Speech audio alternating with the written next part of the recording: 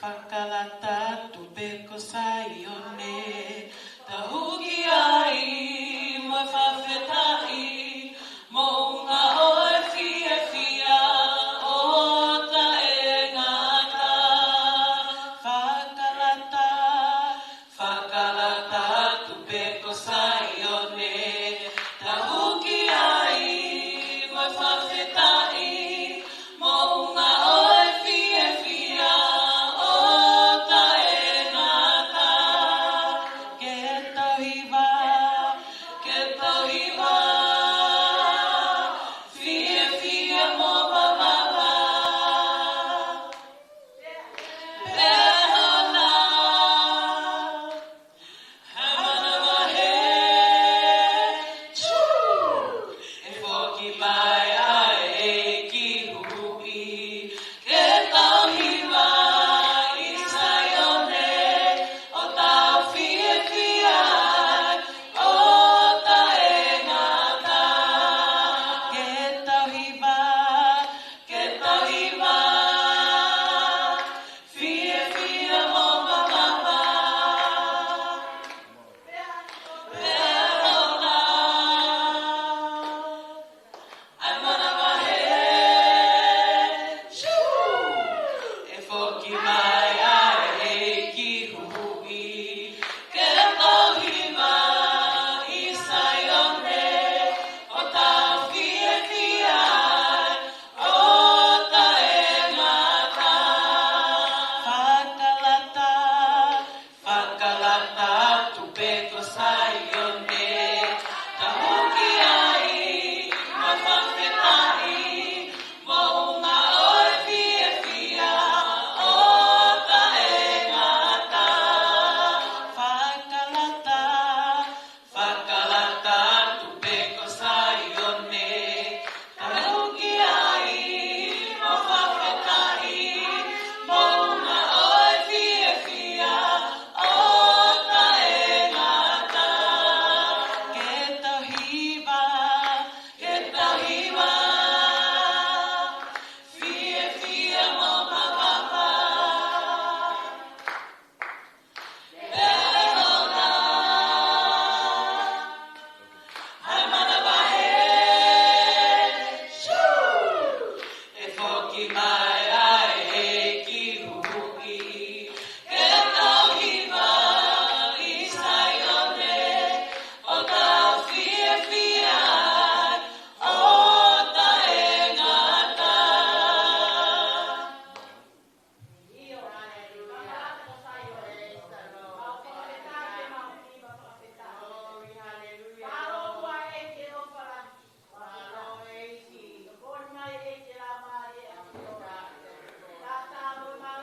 Let's talk about Jesus, the King of Kings is He, the Lord of Lords supreme throughout eternity.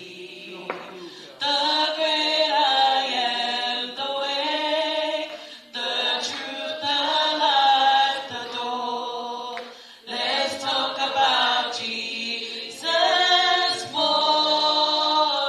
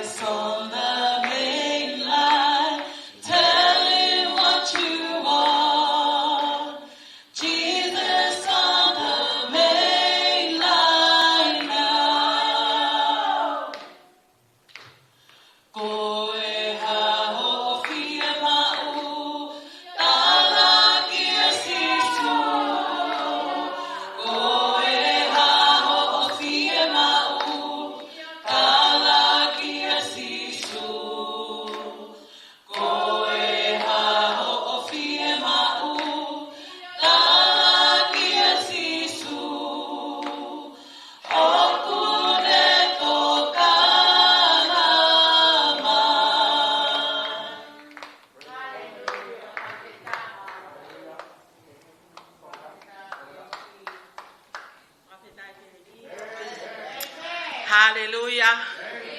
Amen. Whawheta i ke heiki. Kore ke tau hanga ki heiki he lotu whakatapui e tau whiohi e whiawhiko e ni. O tua mafi ko koe koe mau tamai tae ngata e a Siona. E iki ko ki mau tolu e ni ko he whanau whakatupou hau ho a Fio. Mau hau ke te ko he whiawhiko e ni e o tua mo e ilo pau i ho mau loto e o tua. O kui heni ho loto ngā ke mau whakawhetau laki ke te koe. E iki o mau hanga ke he whiawhiko e ni o tua me loto ho ngā ia. Mo loto mau lalo e o tua he whiawhiko e ni o tua. E iki whamore a ki mau tolu ha mau ngahi tono no. I kai o tua ke iai ha halaka ha whakawhea ngai e tau me a Fio mai a Fiona. Ka whakawheta i koe taata e a Fiona na e tawhi he kolosi kare vare. Ke whakawhehoko taki a ngai a ki tau tolu e o tua. E iki o mau hanga ke whiawhiko ni mau fie mau e a Fiona. Mau fie mau ho lau maari e maa ne o ni ke ne hanga pani. E mau mo ui e o tua he whiawhiko e ni. Koe ha mea te mau fōwa e o tua.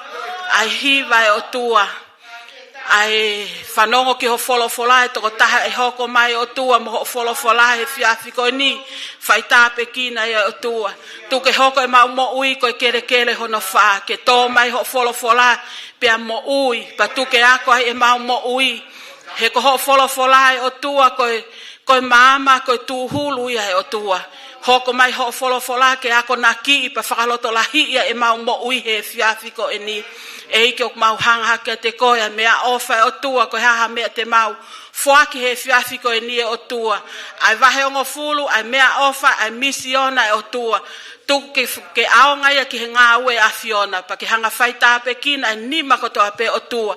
Koe haha mea te mau whae o tua ke langlangi ia toko taha pe a Fiona. Pa tuke mau tuu ki mui o tua ka e ki mua pe a Fiona he mau mo ui. Koe ngā ue kotoa pe o mau whae o tua ke whakalanglangi i pe mo whakahiki a ki pe a Fiona. Ne ongo e mau tae tā ue ta mai. E iki halelei halangi o tua te mau fōua tuai. Mau fia ke mau ohake o whakateunga a ki pe a Fiona e kalai sisu ka ko mau whakamo ui. Amen. Amen. Whawhetai ke iki. Kore ke whakapaspasi. Whakalanglangi o tuai he whiawhiko e ni. Hallelujah. Hallelujah. Tala mahe wholofola ka whakataha. Ha toko ua, ha toko tolu e iai. Whawhetai. Koe otua o kui heni mo ki tau tolu. Pea neongo ke hamea na ke fōu mai he wike ko e ni. Me he sāpate, ki he sāpate whawhetai. Oku tau kei kau pe he lau he whiawhiko e ni. Oku tau kei mau pe e mana wo mo ui, koe ke lesi, mo e mesia e otua. Ka inga he whiawhiko e ni e whamiri, ko whamalo ke otua koe whainga maari e kotoa pe. Omi mo oku ke u tu ia tek mo tolu pa ku kai ke pehea ku hau e tau ke otua. Whawhetai koe otua, ne ongo e tau tōnou no ke turi mui mai pe ai ne ofa. Whawhetai ke eiki, pa koe haha whainga maari e ku omi ke tau kawai i he, ke ngā wei hono pure anga. Tau whai aki hau tau kotoa. Koe hae tuunga koe ai ho omo ui, koe whainga maari e ku taha pe whainga maari e. O omi he otua lahi e ai tau sio ko tau ngai whanga toko ua, ka ngā whanonga i e ki whamiri, o ku hui ki nau tolu ki api. Whawheta uke i tuku tai me pe ai otua, me a te koe, pehe ke a te au. Pako tui o ku, kei omi he otua he whainga maari e, ko ngā ke whakakakato, ai mea ku whina ngalo ki ai, na ne hanga ui, mo whakamo ui ai ki taua, ki hono pula, ko ngā pe ke whakakakato, hono whina ngalo. He eta mo ui he whiawhiko e ni. Pea kui ai fia ke talitali e toko taha kotoa pe. Kei lau maari e lelei e tau whaiwhekau son toa wā maa ke ka umaa no hoa he whiawhiko e ni mo no whamiri. Be he whoke he toko no whaiwhekau mo se siare. Ka umaha no hoa mo e whamiri. Poate, be he ke whaifare a whewhine, whaifare a tangata. Talavo mo e whire mui, pe he whoke taulonga i whanau he whiawhiko ni. O kui ai e talitali fia, loto vela maa whana. Ke talitali aki mōtor he whiawhiko ni. Pe he whakatiki nao tolu kotoa pe ku mata mai, he atamo elea. Whatawang he o tua mafi ke ne a watu ki he loto e tokotaha kotoa pe o ku mea mai he o pe ke tau kaunga whawhetai kaunga whanongo ke hene wholofola i he fiafi ko eni e hoko pe ko e hiki hake ko e langa hake e tau mo ui i he ngahi aho ko eni ko iai e siasi he fiafi ko eni te tau hoko atu rewa ki he konga hono wa ai fuaki e tau mea ofa vahe hongo fulu kau ku iai ho vahe hongo fulu ko e mea ofa ko e misiona ko hono taimi eni ha o mateu teu o ko sa ia he fo ilea ko ni ko ha o mateu teu i he sapate mo sapate ko toa pe ke fuaki ko ha me aku ku ma ho ni ma ke hanga o whakaha aki ho ofa ki he eiki ko hono taimi eni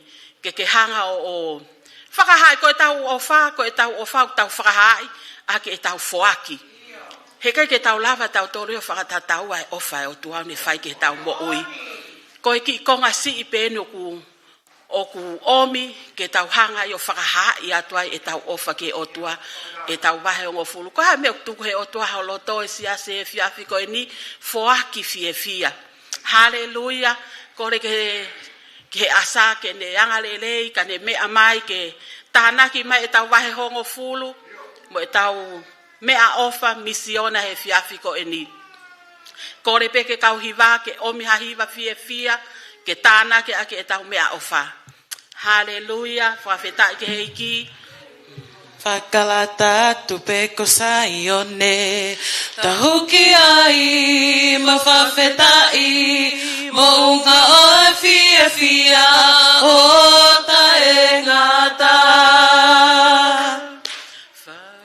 Whakalata Tupou Sione, tahuki ai, mawhawhetai, mo unga o fia fia, o taengata. Hallelujah, whawhetai. Kataki pe o slotu e tau mea o wha, koe ki whanongonongo pe eni. Koe whamanatu atu pe siasi, e tau lau toi whasapate. I he sāpate kotoa pe. O kai koe sāpate kotoa pe, i he taimi ni ma i apsiasini e tau lau toi whasapate. Ka taki turi mai ki ai. I he sāpate kotoa pe, ka toki ai ha kansere lau toi whasapate e tok whanongonongo atu pe. Ka koe sāpate kotoa pe, o whakahoko ai e tau lau toi whasapate, e he tokon whaiwhekau mo se siari. Taimi ni ma i he sāpate kotoa pe. Ko ia pe malo, patang ke o tua ke ne hanga whaita apu e kina mo ngai mo ui he fiafiko eni.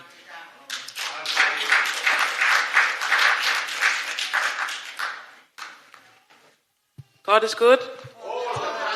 And all the time. As you can see, our band members aren't here today, but we're not going to let that stop us from praising and worshiping our God. Amen, church? Before we start singing, our three verses I have for us today is from Psalms chapter 100. Shout for joy to the Lord, all the earth. Worship the Lord with gladness. Come before him with joyful songs. Know that the Lord is God. It is he who made us, and we are his people, the sheep of his pasture. Amen, church? Praise the Lord. Praise the Lord. Let all God's people praise the Lord. Oh, shake all those heavy burdens. Lift up those holy hands. Let all God's people praise the Lord. Praise the Lord. Praise the Lord. Praise the Lord. Let all God's people praise the Lord. Oh, shake off those heavy burdens.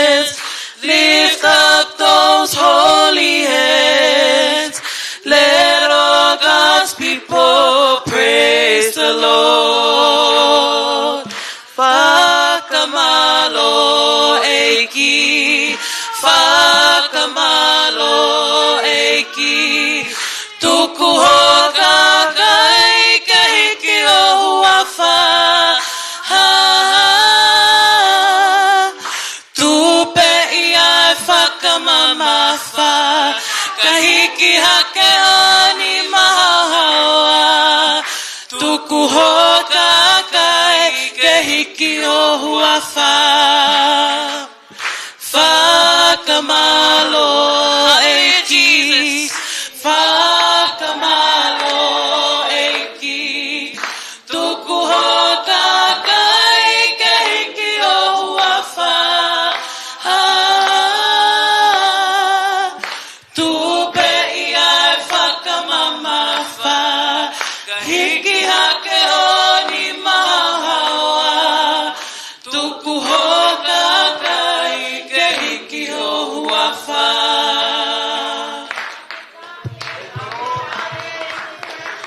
There's a race that I must run. There are victories to be won. Give me power every hour to be true. There's a race that I must run. There are victories to be won. Give me power every hour to be true.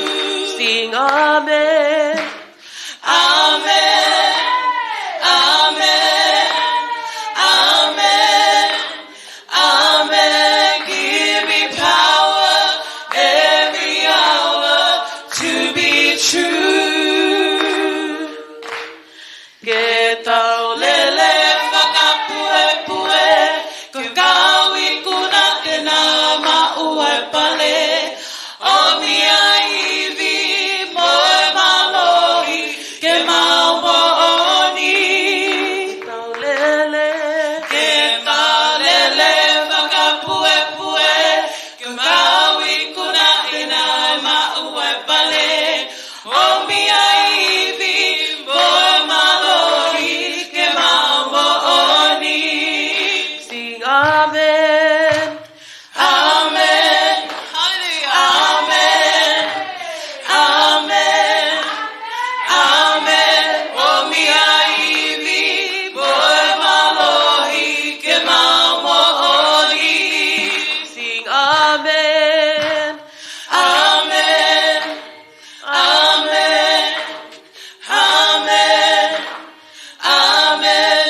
O mia iwi moe malohi ke mau oni.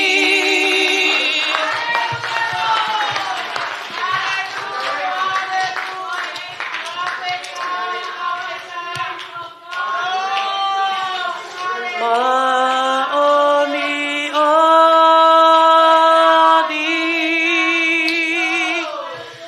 oku maoni oni,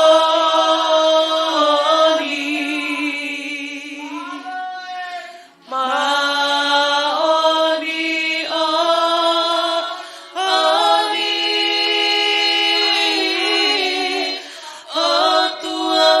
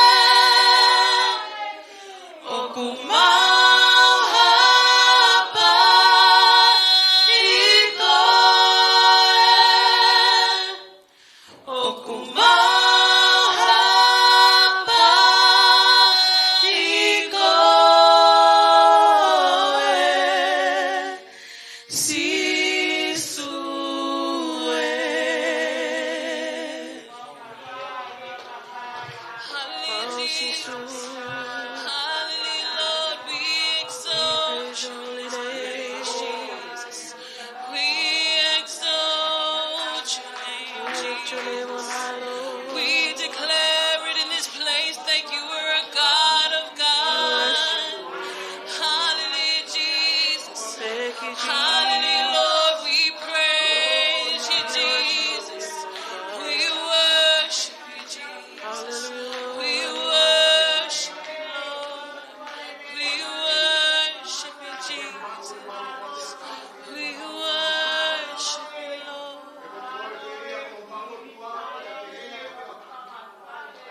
Hallelujah, Jesus. We worship you in this place, Jesus. Hallelujah, Lord. Yes, Jesus.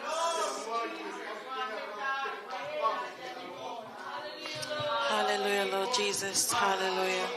That is our prayer this evening, Lord God. Let the words of the songs that we sing, Lord, be a sweet sound to your ear, Lord Jesus. Please bless our congregation and bless whoever's preaching tonight, Lord God. May you please be with us. In your mighty name we pray. Amen.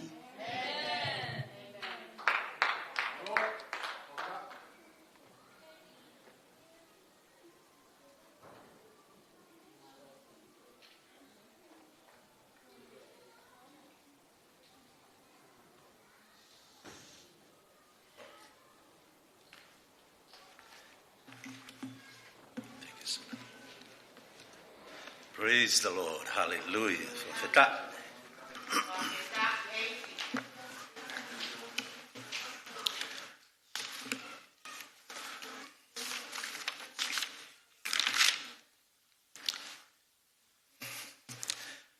Motoku hafatapu ki he lotolotonga e otua. Teu tau ngoi ai lave mai hono laumari. Amen.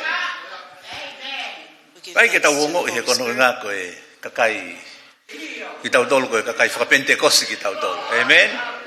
O tau hiva hallelujah tau whakawhetai. Ke tau whakahiki i maua i pe a hono huafa. Fia foki he whainga maari e ko ni. I'm delighted for this opportunity. Ko ilo pena e hange ko e wholau na whai ke whakatonga. Like the trip that we just had to Tonga. Pe ato e pe whakamalo mo whakawhetai ka te ki mautolu. I'd like to give you Kai my ngā personal tui thanks. eiki. Kono ngā kono kei puke e tau ngā we hen. Continue to hold our work here. Kai ke ngalo e toko ni whai whekau. Kai pe heke sitoi ngai poate i he whai lau na nau whai. Lolo tonga ki wha taimi ko ni. Pako tui. O kua mea le reu teu e he otua. Mo ki tau tolu. Amen. Ono hinga ia ko fe ma wa ko e tau amanaki lele i ke nofo ma pe ia he tuunga pe ia ke whakafoki wha. O ai ke toki. Tau toki amanaki pe ki ai he. In God. I ha mea ia tako e o si more ai mea e ko ia. Ai mau pe ke fo o mau pe e tau amanaki lele i. He ko e ofa ia e o tuaka te ki We tau need tolu. to always renew our hope. Kai ki tau For that hanga is ki tau God's tolu love i lo for i us. ko hai mea te tau fou atu ai. We may not know what it is Ka that we muni o will sanga ia go o toka through, teu e mea ko tope. but God has equipped us. Nā ku lau pe ki wholofola ko ni, ka ke ulo puka haho no Read the uhinga. scripture, I'm not sure why. He ku fuoloa ta e whanongo ki ha whai hano malanga i tangi lau a sele mai a. Mahalo pe ku whawahe e toko ni whai whekau. But I believe ka koutui, ko eni pe ia e wholofola, na e omi ke wahe ai. E whiawhi ko eni. Pe ko e tangi lau a sele mai a, wahe hono tolu, e ko e vesi uoua ke vesi hono waono, pe hiki me ai ke vesi tolu taha, ke vesi hono tolu.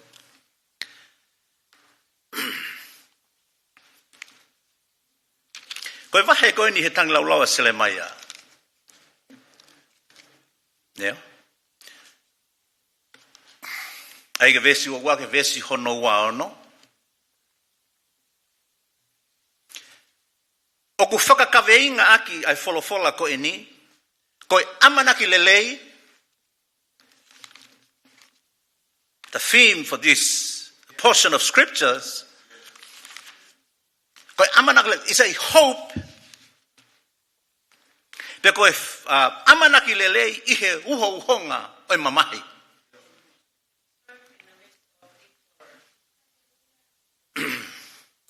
E anga fe ke tau amanaki lelei I he uho uhonga oi mamahi. How can we hold on to hope while in the midst of deep sorrow?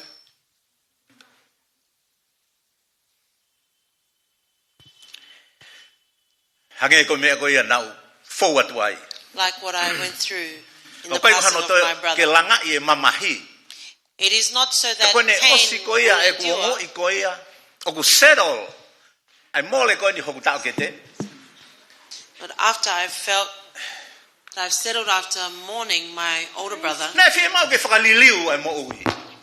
Ke ia e whakawhetong.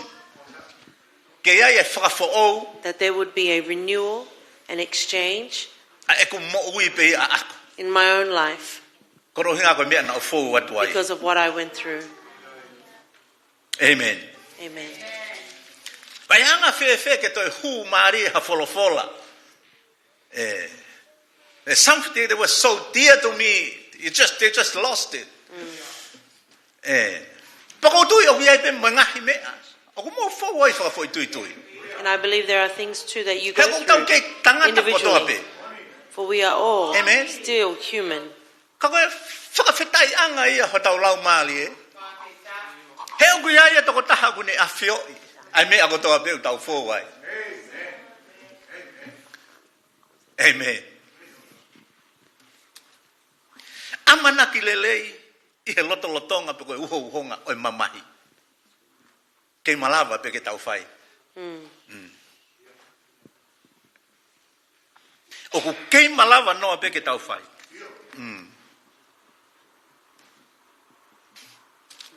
Io na ia loi mata na e tō. Na ia e ngahi mea na e whekuki pa moe mo ui. He taimi ko e ni. There were tears that fell. He pai ke tau waha taimi ke tau mateu teu tau tolu ki he mate. For we are never really ready for death. Koe kau mo ui lele ia ni nihu nau whakamalo sino pa nau alu ke he timi. Whei tū ke ke. Even those who are in Someone good just health, dropped dead. Mate pe. Hile ko ia ku mo ui lele. even whilst they're in good health, Whakakau ange ki ai ke mahu inga ko ia mo ui o tau kei mau. think about the value and significance of the life that we still have. Kau e pepe ku ke tū maari e pe ku ke Whether you are masiva. rich or whether you are Pe poor, ku ke mo ui lele pe ku ke mahamahaki. or if you are in good health or you are sickly. God knows everything about us. Amen. Amen? Amen. Pako me e koutou e whiawhia. Iyo, moni, nai more. Ai tau kete koe ni. Yes, Toko ua pe maua. we are only two Pa toko tolo brothers whiwhine. and three sisters.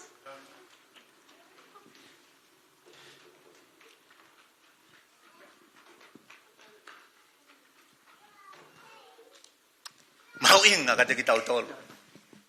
Lolo tonga tau kei mau e manawa mo ui. Amen? Tau ngau e ao ngā kia. Tau whaiha mea ke langlangi ia hua whao sisu. Let us do something to glorify the O name tau of ilo Jesus. ki aisi kakai unau forward e ngahi whaingata. We know there are O people kia who ho are tau going whamiri through unau whekuki mo e ngahi mamahi. Ko hae ngahi mea na hoko ka te kinau family tau. members who Ei, are kono hinga struggling. ia si asi. And that is the reason of the, Kono hinga ia ki or tau the tolu ko purpose hui of mai the ki tau church. tolu ko e kakahai. That is why we Ke tau have been hoko koe called as mama. people to become the Ke tau light, hoko koe mā simba ki ho tau to mama become ni. the salt to our earth. Whakawhitai ki hei.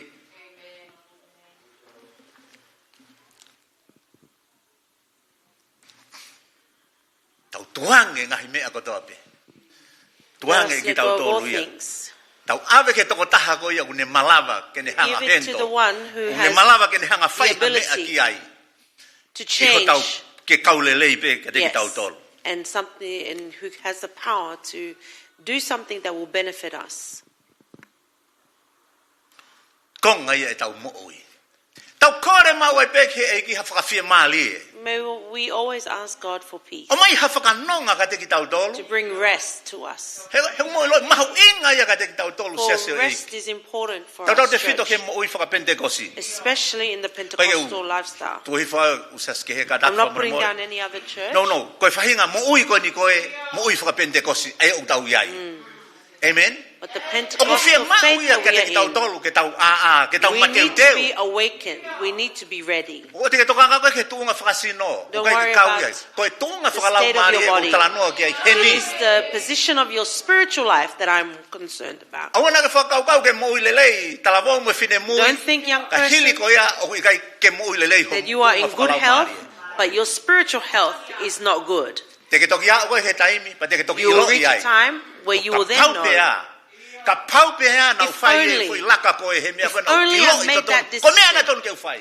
This is something I should have done, To sto mui. but it is already too late. Mahu inga.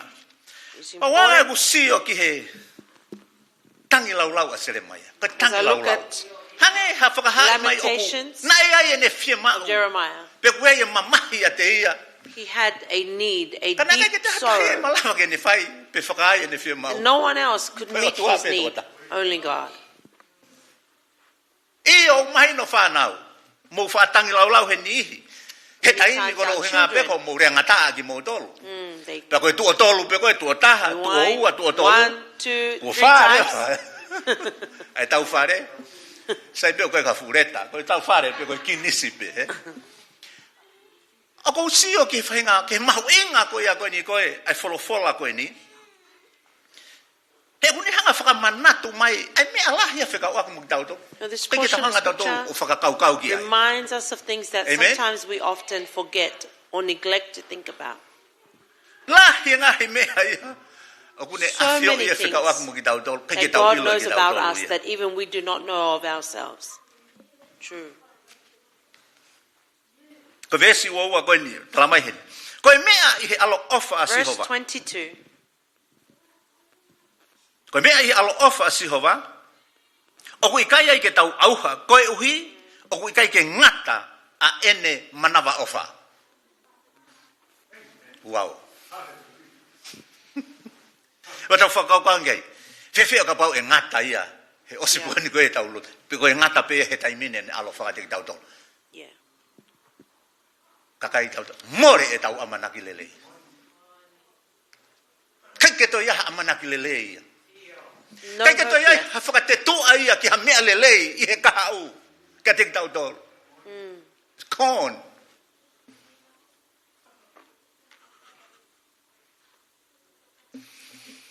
Kai ke to ia ha mea to laka haki he alo ofa a Sihova. Kai ke whimau ia ke tau tu maari. Ta tau e pepe ke te tau o masiva. Pe koe haa whai ngā lakanga, pe koe haa whai ngā mea whakawhotunga ki tau tolu ki mamani. I kai. Koe alo ofa pa moe mercy a Sihova. It is the compassion and mercy Koe ia of iau tau whimau God ia koe ni. that we need today. Koe ia ia. Koe ia tene ave ki tau tolu ke ngā he wheitu. O ku nonga pe mo whia maari e. He is the one that will take us to the I kai e place ngata of pe he rest, mo ui koe ni. Ka koe Not only amanaki in this lelei ke life. mo ui ka ha. but hope for the life to come.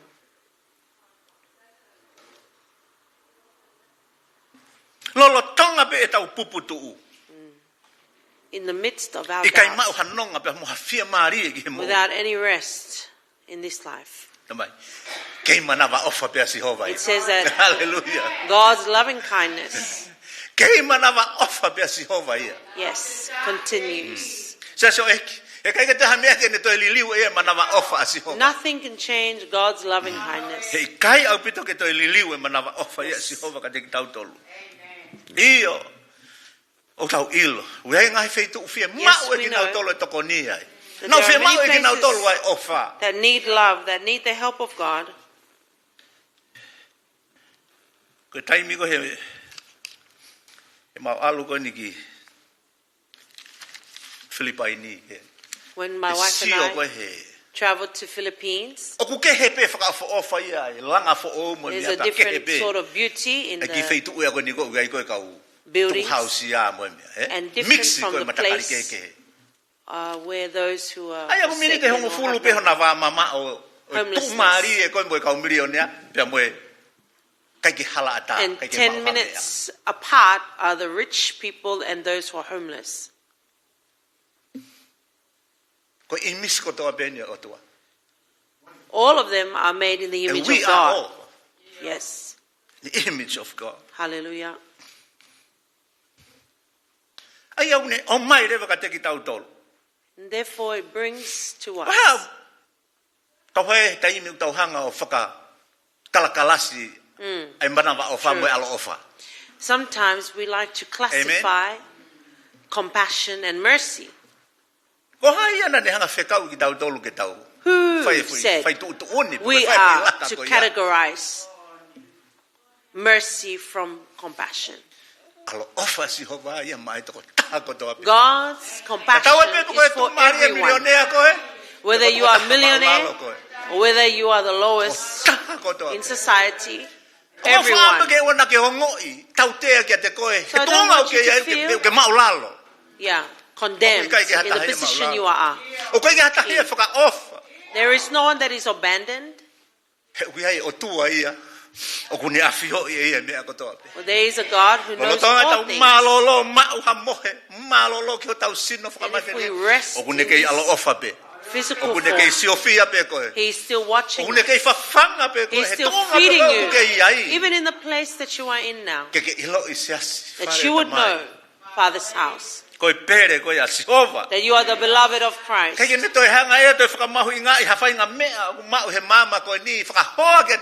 Nothing else in this entire world is as important as you are.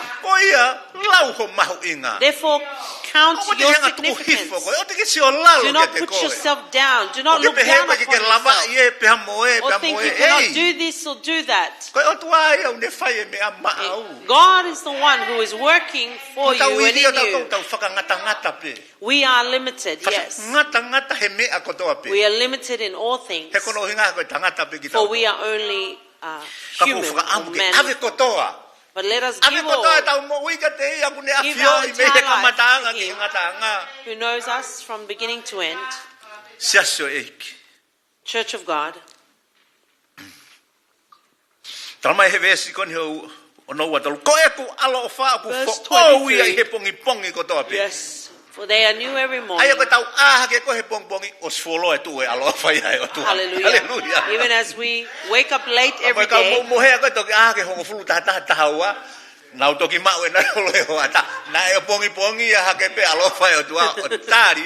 Praise the Lord.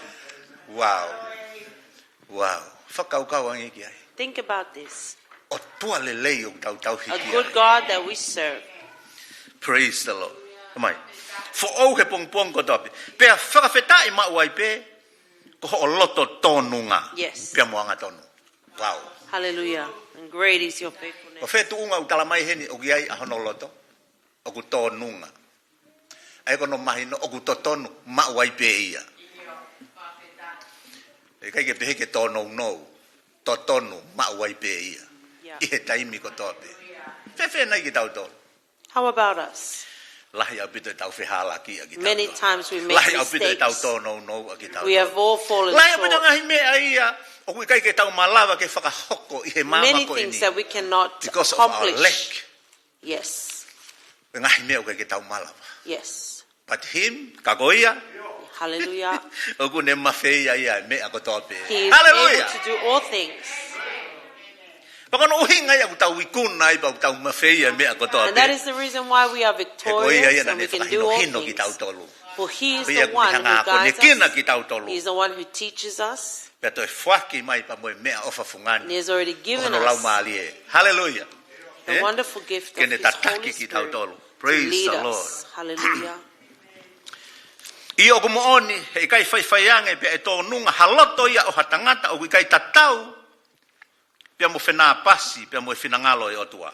Amen? Amen. Foi poin mauinga. Ko hono lelei pia mo hono whakawhia maarie he oku iai ho tau toko ni ofi ko e lau maarie maa oni oni. We have the great helper that is the Holy Spirit.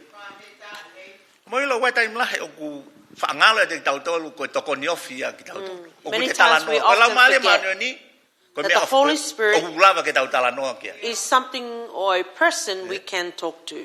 He wasn't just given without purpose. That is why He's indwelling in us. Holy Spirit, there is someone who is against me, and I was going to throw a rock at you. Hallelujah. Talk to the Holy Spirit.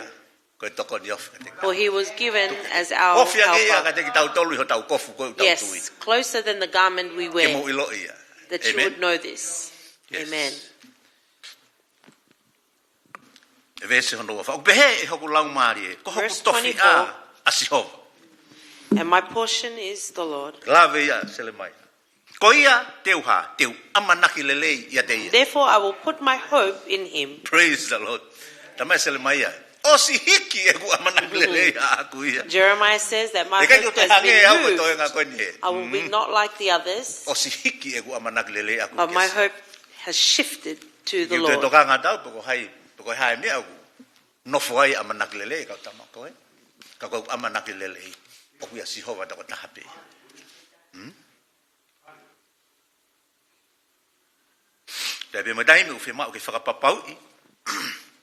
And a time that we need to sure if our life is fully dependent in God, that our hope is in Him. And I believe there are many things we will go through. If we were to explain everything we've been through, we will be here all night. But what I want us to understand,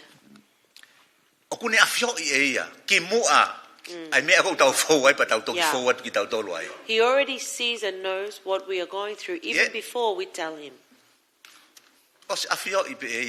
He knows the position and the thing that needs to be exchanged and amended.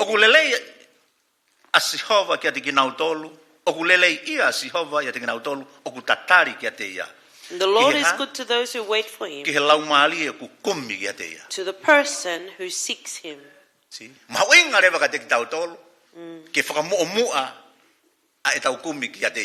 We need to seek God first. There are many different things we can seek. But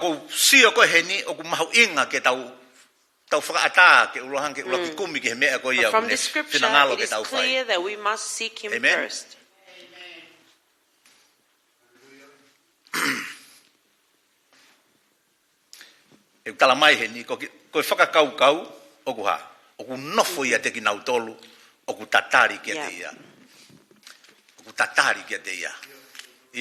For he is good to those who wait for him. There are times where we need to hurry, especially when we go to work. We get ready quickly.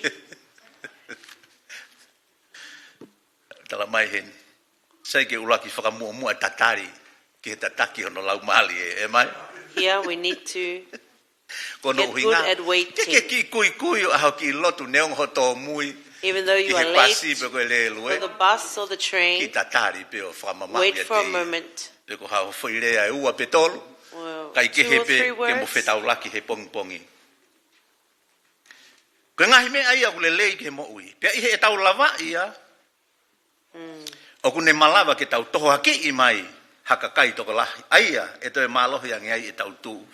Hallelujah. And when we can endure, and verse 26 says,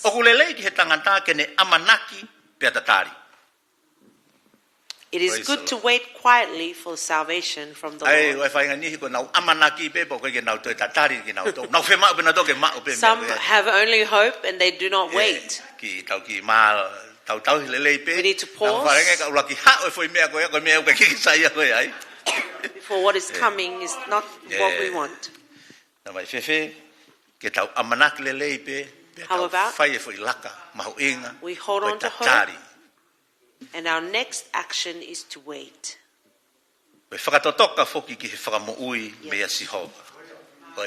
Hallelujah. Yes. Hallelujah. We do not want to.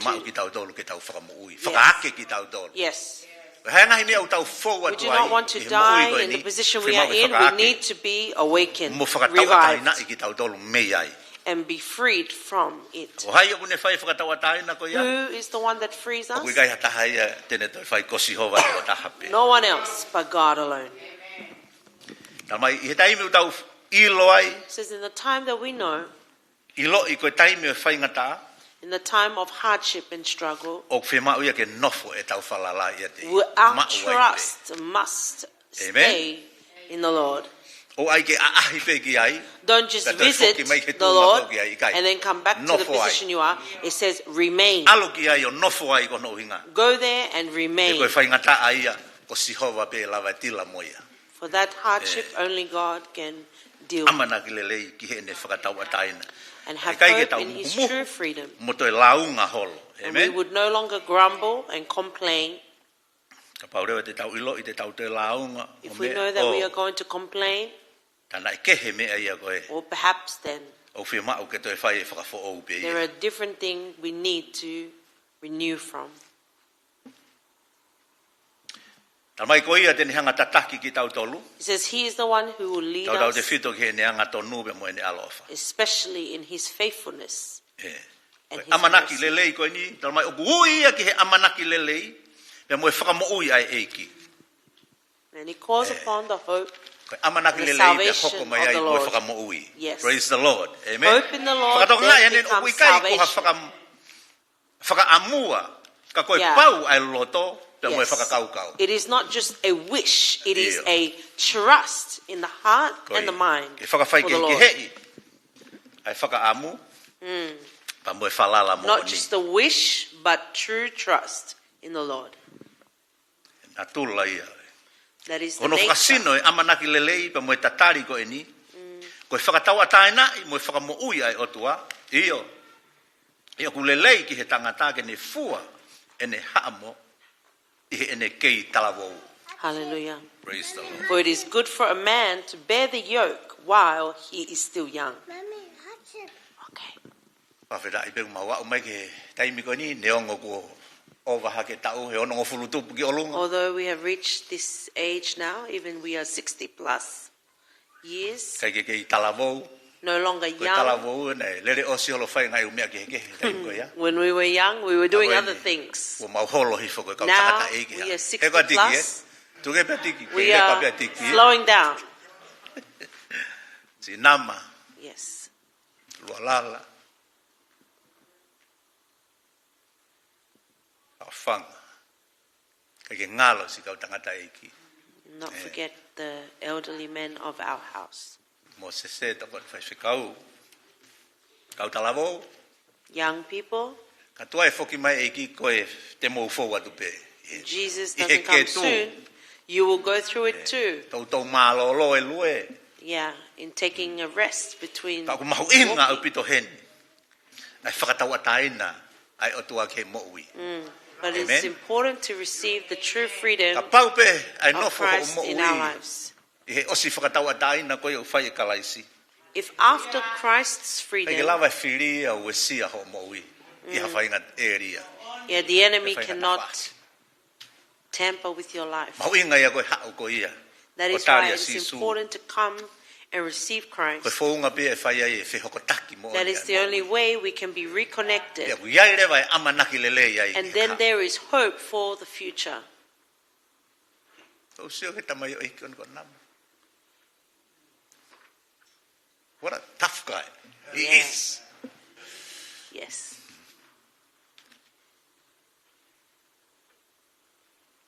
Tonga whakasinoi. Kai whawheta i huai o tua o ni awhio. Praise Kai God. tuonga whakalau maari e He knows Os- the position of he our wani. spiritual being anama e. is already heaven. Mo kina utolu. Kau tole kere. Ka katua e whoki mai e eki. Tau whawheta e kau tau whamalo. Give praise and Seso we eki give oua thanks. na mo tua tamaki i hawhainga Church of mea. God, Iyo. Au tau I heni. we are here. Oua te ki hanga o fua peha mamahi o kuke Do not whautoko just taha carry tuai. your Kono own uhinga ia burdens. sia sia tau whewahe That wahe is the aki. purpose of the church, is to share our burdens. E ngahi mamahi ko ia o tau carry. whauai. O ke whainga o nau whauat e ngai For whainga those who tāla. go through Tamai o eki ko isi. Lolotonga I Hardships and tonga. Kono hinga ko e ui whai kene tangata eki. yes. Tau whiema o rewa tau lotu. Hai mea te tau malam. Tau lotua isi What are we able to do? We can pray for Brother AC Whānau. and Sister Stephanie Ko and the konga ia children. o e tau mo ui. That is part of our Kono living. hui ki tau tolu he eki. Why God Kono has sia called sia. us. Tau whakahoko ngahi whatongia ko ia. that we can Whai ho tau accomplish lelei taha. that duty. Kono Do uhinga our te. very best. He ngahi ko e kopu whekau aki ki nau tau. Ko For tau they toko are a ua. part of our church. It is our brother I he eiki ko sisu in the Lord karaisi. Jesus Christ. Whakatomala pe whai whakawaiwai o ku mooni. Ka pau Repent. tau ilo i o kia mea o whemau. Ke tau hanga vete ange mea te ki tau tau. And let it be real. So Ka we pau ia can mea let o ki o go. mo i ko whainga taa i o If ke you te feel koe there are te things vete. that is so difficult for you, Lava bege whai lotu maau. We can Kei, pray wha for whai you. tui pe. E kei lava bege whai. Ia taimi. O ku ke whia mao ai ke whai e whakatau a taina at koe. a time that you are seeking Ke true lotu koe freedom, tau whia mao heni ka te ki nau tolu heni. And prayer Pe for toko ni whai those- whekau. Ki nau tolu. Te nau lava whai huwhi kina kia te koe. Ka kou whaamu pe ke oa nā mou wau kia taimi mou pe he. O koe ke te aonga lotu ia kia te au. Sia so eki.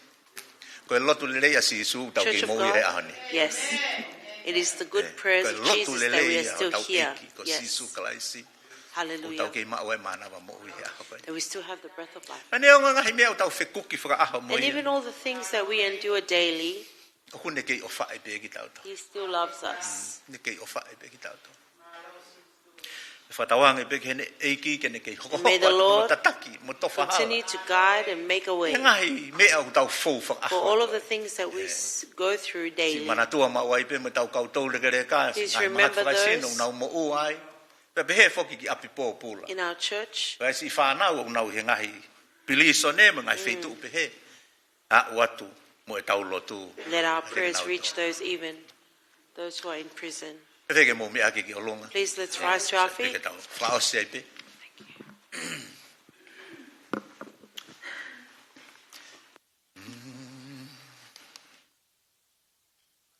Hiwa pe.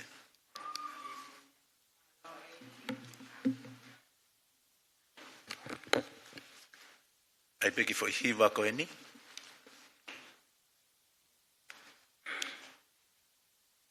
Ai pe whakatonga mo whakatonga.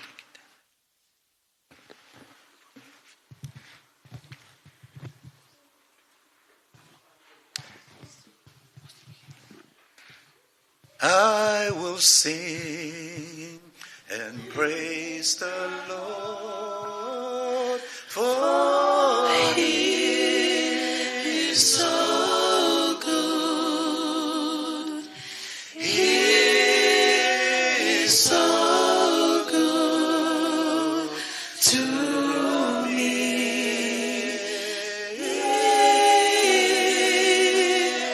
I will sing and praise the Lord, for He is so good.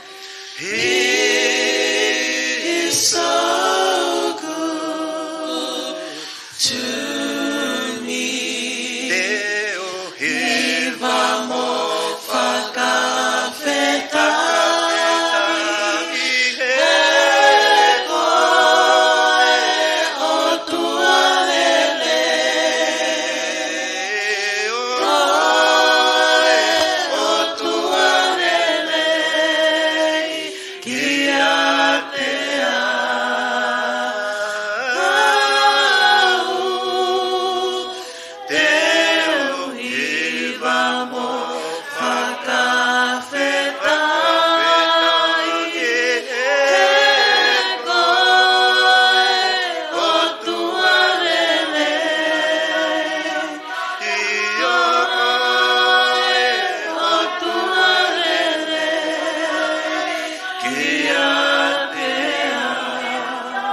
Malo sisu profetai, io eki, watu profetai, malo sisu, bless the holy Lord, hallelujah, io eki,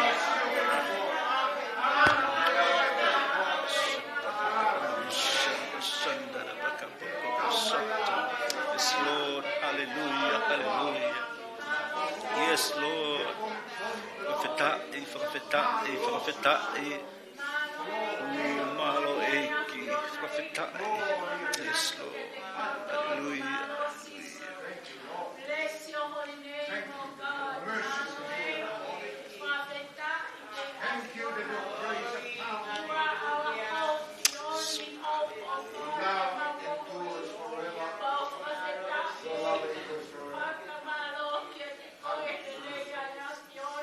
Malos. Thank you for your mercy and your kindness, oh God.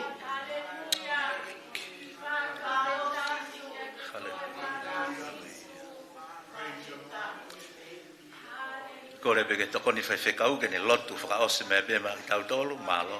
Pāta mai, mo whanonga tonu ki whahoko mai le o. Oni. Uku ke kore i e Father's house i e whiawhena. Ke toko e mawamana tiri. Oni. Oa te mau koe aia ka mea ke. Ioi. Tai tukua koe mau